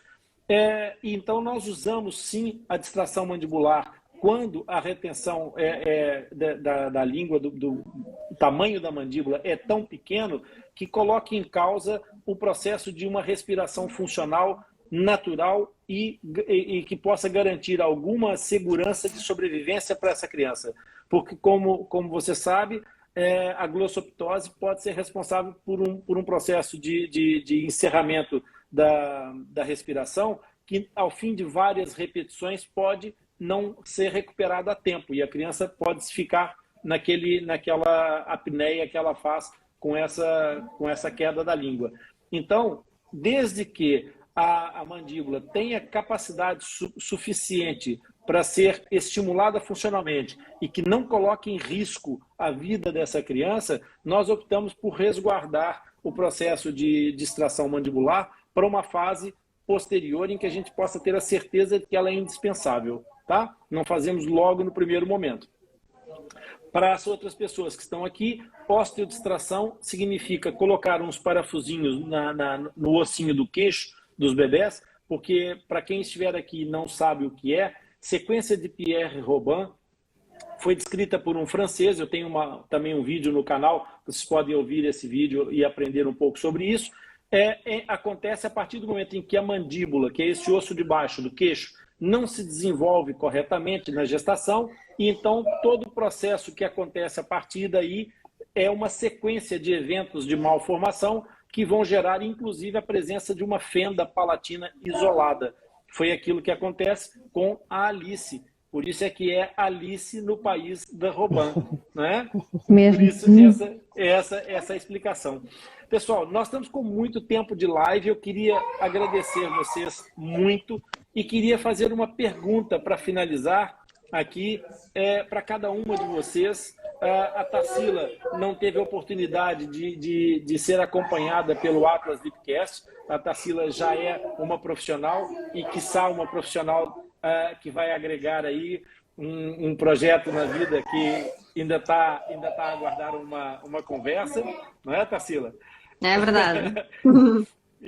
Então, eu queria perguntar às duas mães, a Ana Rita e a Carmo, o que é que significa para vocês a equipa Atlas Lipcast? O que é que o Atlas Lipcast representa na vida de vocês? Carmo, ainda estás aí conosco? Sim. Para mim faz parte da minha família. Para mim, Eu não ouço a Carmo. É a minha família. Eu acho que é fundamental haver o Atlas, porque há essa informação. As pessoas agora podem ir à internet e têm essa informação que eu não tinha, não é? Porque acho que a falta de informação é que faz criar depois o medo das coisas. Quando estamos bem informados do que está a acontecer, do que vai acontecer no futuro, isso acalma e percebemos que estamos no caminho certo. Portanto, acho que o Atlas é fundamental para isso, para passar essa informação, para ficarmos mais descansados. Que bom. Ana Rita. Eu peço desculpa, mas eu não estava a ouvir a Carmo. Eu não ouvi nada do que a Carmo disse. Eu espero que fique gravado, porque eu ouvi bem. Pronto, eu não sei, deve estar com algum problema aqui, porque efetivamente já há bocado também não a consegui ouvir. Eu te ouço. Pronto, ao menos eu sou a única, já não é mal. Obrigada, Tarsila. A equipa do Atlas Lipcast foi o melhor que pôde acontecer à Alice. E mais do que isso, acho que foi o melhor que pôde acontecer à nossa família. Porque não é só a Alice, não é?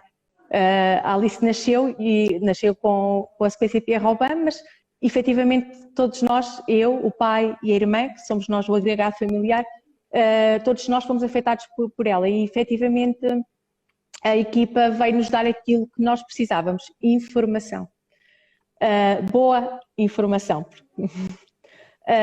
E mais do que isso, veio dar aquilo que eu também sentia falta no outro sítio onde a Alice estava a ser acompanhada, que é a parte, o conforto, o carinho e o sentir que não estou sozinha. Portanto, fazer parte de alguma coisa, e isso é determinante para encararmos isto com outro ânimo também. Porque o ânimo também é muito importante para a recuperação, não é? Claro que sim. Por isso, realmente a equipa é fantástica, e o carinho com que vocês tratam, o cuidado, é um exemplo a seguir. Muito obrigado, em nome de toda a equipa. Só falta perguntar-te uma coisa, Ana Rita, que as pessoas aqui certamente terão curiosidade. Como é que tu chegaste ao Atlas Lipcast? Facebook? Não, foi mais ou menos. Foi pelas redes sociais, tal como eu disse. Eu achei que a Alice não estava a ser bem acompanhada, não estava a gostar do acompanhamento que a Alice estava a ter, onde ela estava a ser seguida, e senti que precisava de mais. E então fartei-me de pesquisar sobre, começámos pelo básico, não é? Google, Fenda, Palatina, pronto, aquilo que todas nós mais fazemos, não é? Mas daí foi chegando, não foi imediato. Efetivamente, o Atlas Lipcast não apareceu logo assim à partida, mas por A mais B fui seguindo assim, abrindo assim umas janelas, e de repente apareceu-me então o Atlas, ou melhor, apareceu-me o Lipi, assim é que foi, e depois a partir daí tive curiosidade em ver Lipi, um coelho, e depois fui abrir efetivamente abri a página do Facebook e pronto, e vi que estava lá muitas das respostas que eu precisava. E claro, aí não entrei em contacto com o Dr. Rony, não é, neste caso, e pronto, foi a melhor coisa que eu fiz. Acho que estamos super bem entregues. Que bom, fico tão feliz. E o Lipe também, olha, o Lipe está aí ao salto. Está aí todo feliz pelo teu carinho. Eu adoro coelhos. Muito bom. O Lipe é maravilhoso. Tarsila, como é que tu chegaste até a equipa do Atlas Lipcast? Pela intervenção de um paciente, né, e pelo chamado da colega para intervir.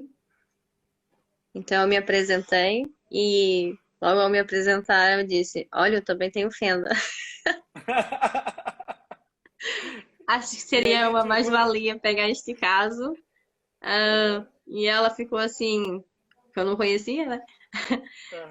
Tens fenda? Eu falei, tenho fenda.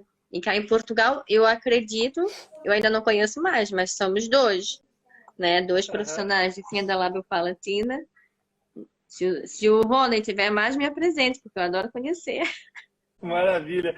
Tarsila, eu queria aproveitar aqui já de bate-pronto para agendar contigo, se tu tiver disponibilidade agora no dia 1º, no dia do feriado, que eu não tenho clínica, para a gente fazer uma chamada via WhatsApp.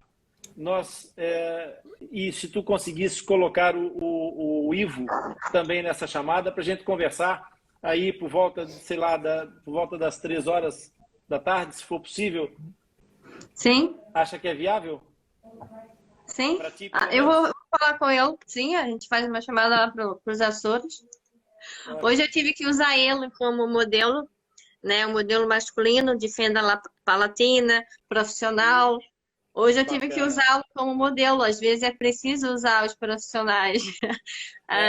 Eu mandei uma mensagem para ele, ainda não consegui falar com ele, mas já mandei uma mensagem. Mas tenta falar com ele, vamos tentar conversar na quarta-feira, no feriado? Sim, Pode porque ser? as crianças, às vezes, na fase de 8, 9, 10, 11 anos, entram em confusão e em conflitos internos, né, da aparência, do eu sou e etc. E a gente tem que usar pessoas que têm a mesma deficiência, vamos dizer assim, que evoluíram, que cresceram e pronto. Às vezes até usam os atores que têm fenda e etc. Modelos de sucesso. Modelos de sucesso. Exatamente, é isso mesmo.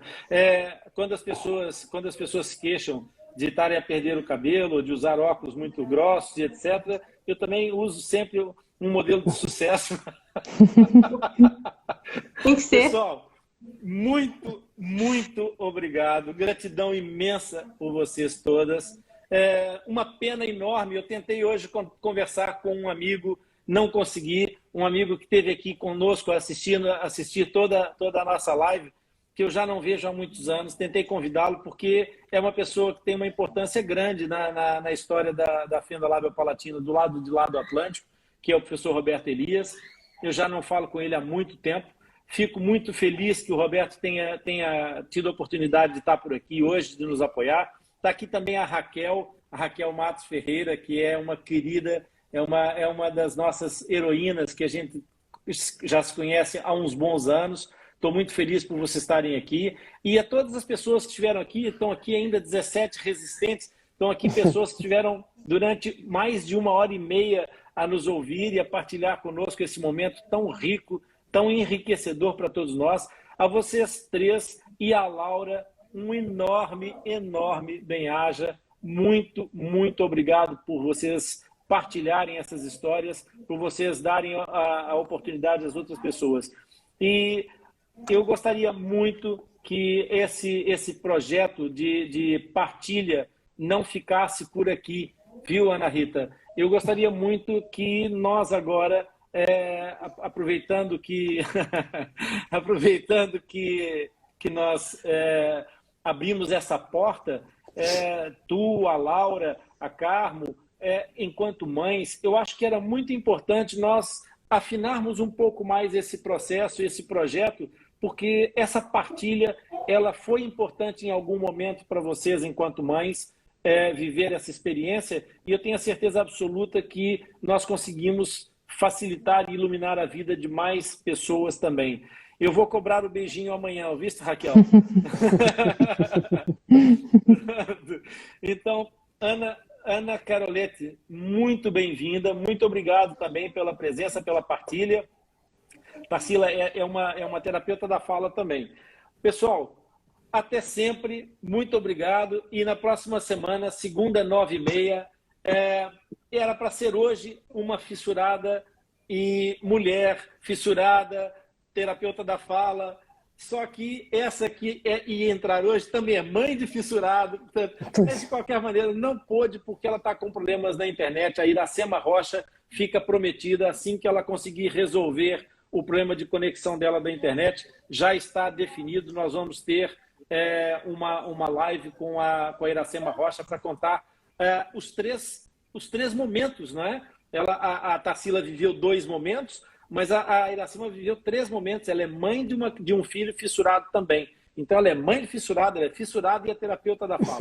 É maravilhoso. Ela é 3 em 1. Eu tive muito receio na altura da minha filha, se ela podia vir ou não também, né? É o receio. Também. Exatamente. E aquela pulguinha que fica atrás da orelha. Manos, tome atenção porque pode acontecer. É mais um medo. Mas pronto. Exato. Como Mas foi o doutor muito bom. disse, o meu é um raro. Exatamente. É um raro, realmente não tem uma descrição. Quando eu fiz a faculdade, eu falei, mas o meu não está na classificação normal. Diga-me lá por que o meu não está. E na altura a professora não sabia explicar por que o meu não estava na classificação normal, porque realmente é um raro. E só vim saber há pouco tempo. O seu caso já tem classificação, você sabe disso. Agora. Mas quando eu fiz a faculdade, não. O caso da Tarsila é uma fenda, segundo a classificação de espina modificada por Mendes et al., é uma classificação do grupo 2A, ok? É uma transforamen isolada, que não é transforamen, ela é pré-foramen e pós-foramen simultaneamente. Ela teve a fenda no lábio e no palato mole. E depois a parte do centro do palato estava íntegra. É, de fato, um caso menos comum, mas já está classificado. A nossa equipe já tratou disso. Esse artigo foi produzido pela equipe do Atlas Lipcast.